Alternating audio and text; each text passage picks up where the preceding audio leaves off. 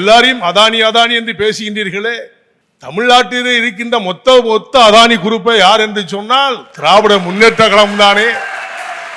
இதை அன்பு சகோதரர் அண்ணாமலை அவர்கள் பட்டியலிட்டு சொன்னார்களே, எத்தனை லட்சம் கோடிகள் கொள்ளையடித்து வைத்திருக்கின்றார்கள், ஏன் அவர்கள் மீது உங்களால் வழக்கு போடக்கூட முடியவில்லை? உண்மையை ஒத்துக்கொண்டீர்கள் அல்லவா? தமிழ்நாட்டில் கொள்ளையடித்து விட்டு அதானியையும் ஆதானியையும் பேசிக் கொண்டிருக்கின்றீர்களே, இதுதான் திமுக. தவறை சுட்டி காண்பிட்டு சொன்னால் இங்கிருந்து தப்பி விடுவார் அமெரிக்காவுக்கும் லண்டனுக்கும். இங்க தமிழ்நாட்டில் நடக்கின்ற நிலைமையை பற்றி யாருக்கும் தெரியாது. முதலமைச்சர் உடல்நிலை சரியில்லாமல் வருந்து கட்டி என்னமோ போனாராம்ல. குளத்தூர்ல இப்போ போய் பாரு, மக்கள் மிதந்துகிட்டு இருக்காங்க, இன்னும் அவங்க மீளல. நான் போனேன், போன வாரம் போயிட்டு வந்தேன் குளத்தூருக்கு. அவருடைய சொந்த தொகுதி. 2021 திமுக வாக்குறுதி என்ன? 500க்கு மேல போய் வாக்கு கொடுத்தாங்க. எப்படி செஞ்சிருவீங்க? அந்த வாக்குல ஒன்ன சொல்லுங்க பாப்போம். மது விலக்கை உடனே அழிப்போம். திமுக ஆட்சிக்கு வந்தா நீட்டு வாக்குறுதி என்னாச்சு? இப்ப பேசிக்கிட்டு இருக்காங்க. இன்னும் பாருங்க, மக்களை ஏமாத்துறாங்க பாருங்க. நீட்டு மது உடனே எடுத்துருவாங்களாம். ஏங்க இந்த மாதிரி பொய் சொல்லியே இந்த ஆட்சியை பிடிச்சிக்கிங்க, பொய் சொல்லியே மக்களை ஏமாத்திட்டு இருக்கீங்க. இப்ப மழை வெள்ள பாதித்த திமுக அரசு தோல்வியா இல்லையா? பாதிக்க மக்களுக்கு ஏதாவது சேவை செஞ்சிருக்கீங்களா? ஏதாவது ஹெல்ப் பண்ண நினைச்சிருக்கீங்களா? நீங்க சொன்னீங்க பாருங்க, ட்ரெயின்ல வந்து மக்களுக்கு நாங்க இப்பதான் போய் பாக்குறோன்னு. நீங்க இல்ல, சென்ட்ரல் கவர்மெண்ட் ஹெலிகாப்டர் மூலமா சோறு போட்டு இன்னைக்கு அவங்க கொண்டு போய் இறக்கிருக்காங்க. திருநெல்வேலி, தூத்துக்குடி, கன்னியாகுமரி திமுக அரசு ஒண்ணுமே செய்யல, தென் மாவட்டத்துக்கு வரவே இல்லை. அதான் என்னுடைய பதிவு.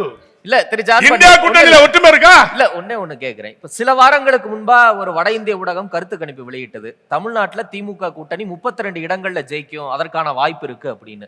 தொடர்ந்து எல்லாரும் சொல்லக்கூடிய விஷயம் அதானே. அப்ப அதை மீறி எப்படி அவங்க தோப்பாங்கன்னு நீங்க நினைக்கிறீங்க? நான் சொல்றதுதான், இதெல்லாம் நடைமுறைப்படுத்தல. எப்படி இந்தியா கூட்டணியில ஜெயிப்பாங்க நான் கேட்கிறேன். இந்த கூட்டணி ஒற்றுமை இருக்கா? முதல்ல பெங்களூர்ல ஒரு கூட்டம் போட்டீங்க, ஐஎன்டிஏ போட்டீங்க. மம்தா என்ன சொல்லிச்சு?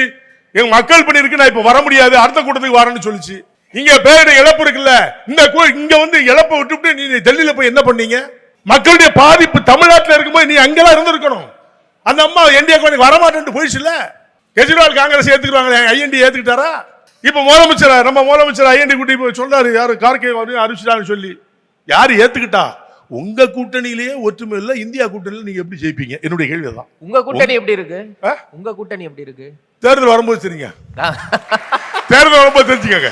இப்ப எப்படி சொல்ல? நான் தான் சொல்றேன், நாங்க முழுமையா இருக்கோம், ஒற்றுமையா இருக்கோம், எங்க கூட்டணியை உடைக்கவே முடியாது நீங்க சொல்றீங்க, நாங்க சொல்லலையே.